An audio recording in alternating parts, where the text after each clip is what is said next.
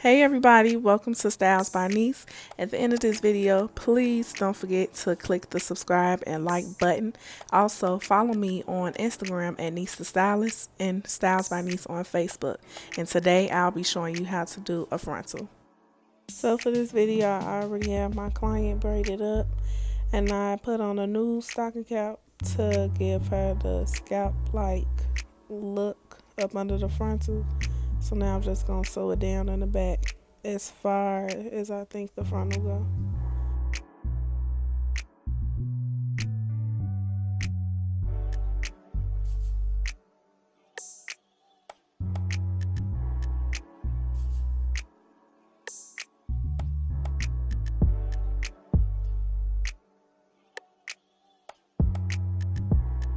Now I'm cutting off the excess cap in the front.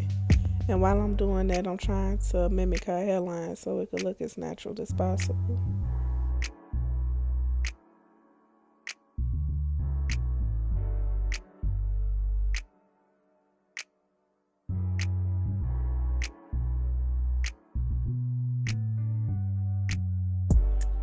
Now here I took the Ghost Bond glue and I dipped the tip of my comb in it just a little bit to lay it on the front of the cap so it can blend into her skin better. This is what they call the ball cap method.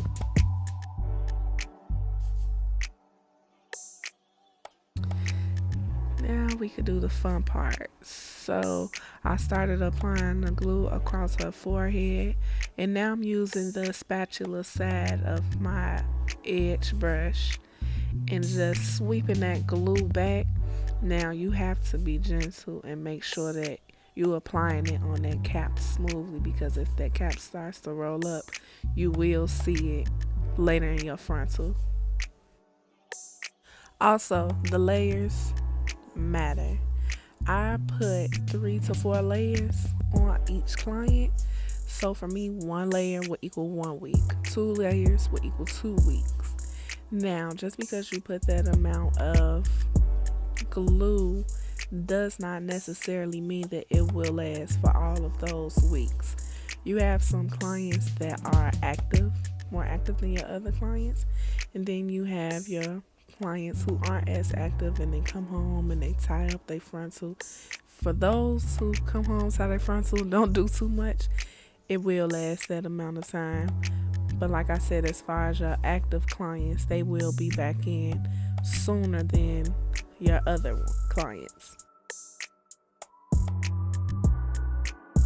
Now let's lay that frontal. So what I'm doing here is laying the frontal section by section, piece by piece. And I'm doing that because I don't want to make a mistake and lay it the wrong way and then it's rolled up in another area. So what I mean by that, it'll be like bumpy, it won't be smooth, it won't have a smooth surface all over, and you don't want that. It's definitely noticeable. And you just want to make sure that it's just flat as possible. Now we're about to get into cutting the lace. So I'm just taking my scissors and cutting a few tabs on the lace. Now after I do that, I'm gonna go into one of those tabs where it's cut and start cutting it with my eyebrow archer. You can use an eyebrow archer, razor blade, anything of that nature.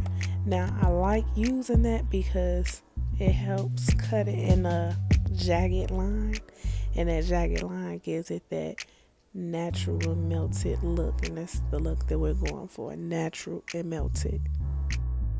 So now that I got the hair clipped up out the way, we about to start sewing the back of the frontal.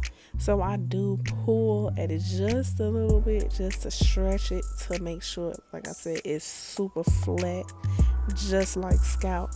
So you really could sew however you want to sew, as long as it's flat. I heard that if you sew downward, you actually pulling it to make it flatter, but I sew both ways and I get the same results. So really just do what's best, what's comfortable enough for you, and then that's it.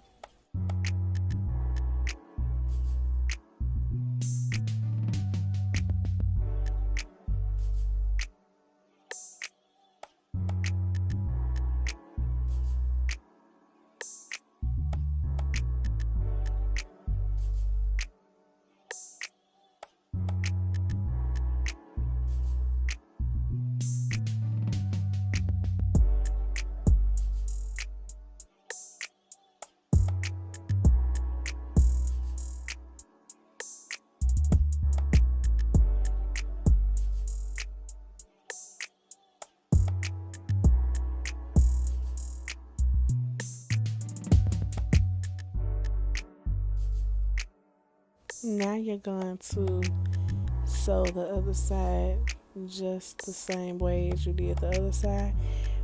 I know I said that it doesn't matter of what way you sew, but whatever pattern you started with, make sure you finish with so you can make sure it has the same amount of flatness all around the frontal. So we're about to start applying that hard stretch net I mentioned earlier, and I love this net just because it's not as tight as the hard net. You could still It still has some type of sturdiness when sewing on the wefts, and it's still able to protect your braids. And when your clients come and get a maintenance with it and they get their hair shampooed, it does not move. It's still there. Now, what I'm doing here is just sewing it on all the way around, and at the top I won't be sewing on the frontal, but literally right next to the frontal.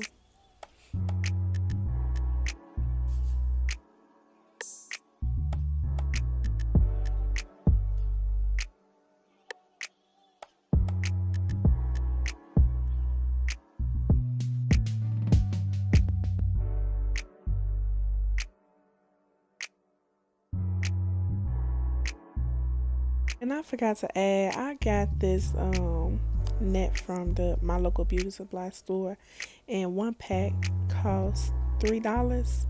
Now it comes with two nets, but really you could cut them in half, and one pack could equal to four heads. So it's not really bad, and it that just tells you how much of a stretch that this net has.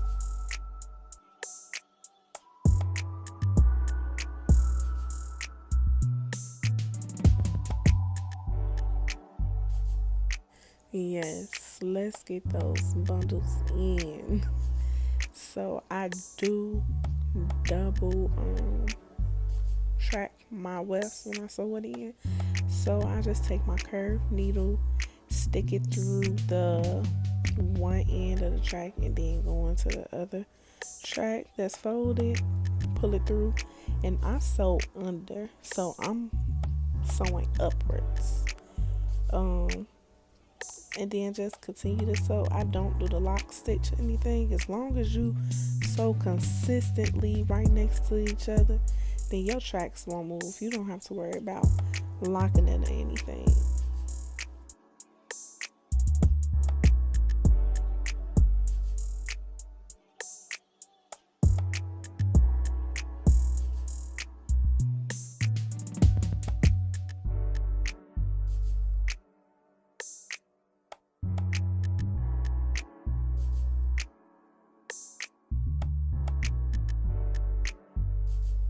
So as you can see, when I started sewing on my bundles, I started to sew it in like a slight U shape.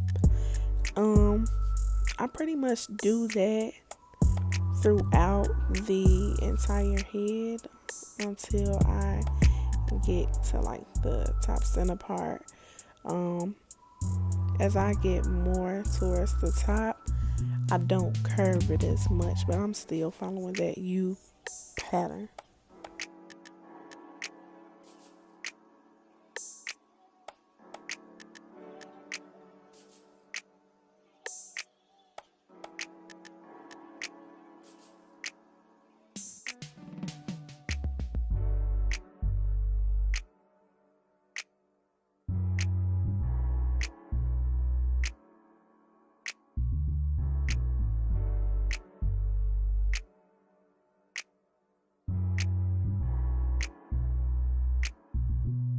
And here's where it starts to straighten up more. But like I said, I'm still going in that U pattern. I do stay consistent with the way that I sew because, like I said, you want it to be as flat as possible. You don't want nothing broken out. You want all your tracks to be flat. Now, when I get a little bit towards the top, I'll eventually stop and you'll see why.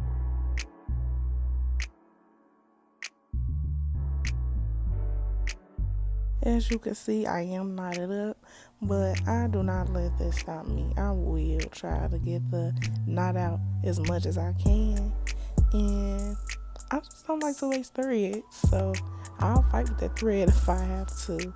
Now, if it gets too bad to where I can't get the knot out, I will cut it.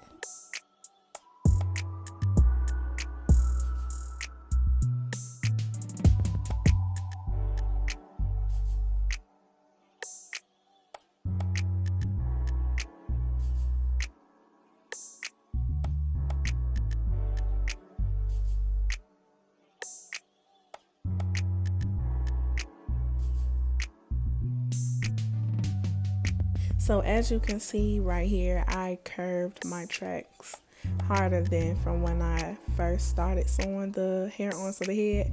And the reason why I did that is because I want to close up the sides and so that it could have a natural fall with the rest of the hair in the frontal instead of it having a disconnected look.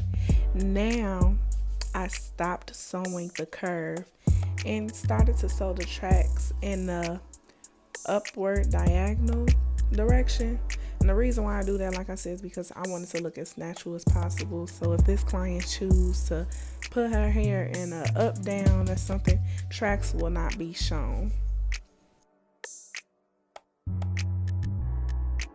And I am not cutting any thread here. I am just cutting the track. Do I normally cut the track throughout the sew-in? No, I do fold. But like I said, I want this install to look as natural as possible.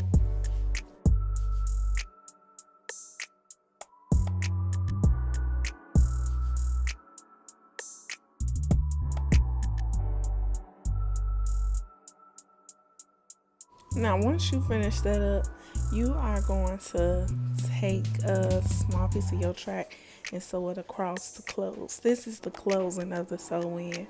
And once you finish that, you are done sewing. And this is the final look. I had so much fun doing this frontal install. I had so much fun doing this video for you guys, and I really appreciate everybody that clicked my videos just to watch it. And if you guys want to see how I achieve this flawless baby hairs and curls, please look out for my next tutorial. Once again, thank you so much for watching the video, and I'll see you guys next time.